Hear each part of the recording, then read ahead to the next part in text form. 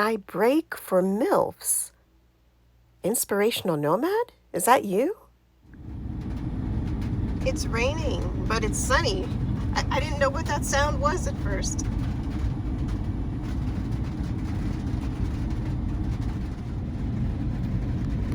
Sitting in my van. It is hot outside. It's almost 80 degrees. And it's sunny out, and it just started raining. I'm glad I didn't wash the van today. I almost... Every time you do that, it rains, the van gets all muddy anyway. Out here, it's so dusty and muddy. Every time I hit the highway, I get bugs all over. This part of Alaska, people call it is the valley. It's called the valley. Everyone's car is dirty out here because of the roads and dirt, lots of dirt roads. And if you head into Anchorage on the highway, it's like your car gets covered in bugs. So if your van is, or your car or vehicle is clean out here, it almost looks out of place. But yeah, it's sunny and raining. Don't know if you can hear the rain on the roof of the van.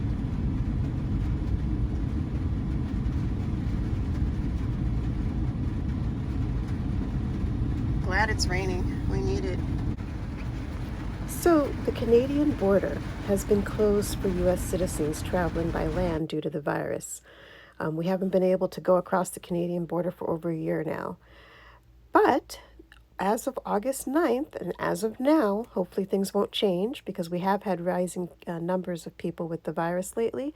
But as of now, August 9th is when U.S. citizens who are fully vaccinated and who also have a negative COVID-19 test before they cross the border, you're able to go into Canada for non-essential reasons. And I've been thinking about driving across the Canadian border in order to get to the lower 48.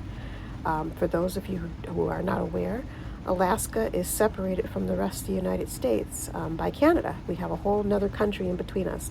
So in order to get from Alaska to the lower 48, the only way to get there by land is to drive through Canada. The other way you can get there without crossing the Canadian border is to take a ferry. And you can take a ferry from Alaska to Seattle, Seattle, Washington, in order to get to the lower 48 without driving. But if you're going to go by land, the only other way to get to Canada, and you take your vehicle with you, is by driving, through Canada in order to get to the lower 48. Last season, I was thinking about driving across, and I took too long to do so. And so then the snow started falling. And I don't want to travel when there's a lot of snow because you have to drive through the Yukon. It's called the Alcan Highway, Alaska-Canadian Highway. And the Alcan can get a little treacherous with ice and snow and whatnot. And so I don't want to drive when there's snow, even though I could, and I know many people have, but I prefer not to.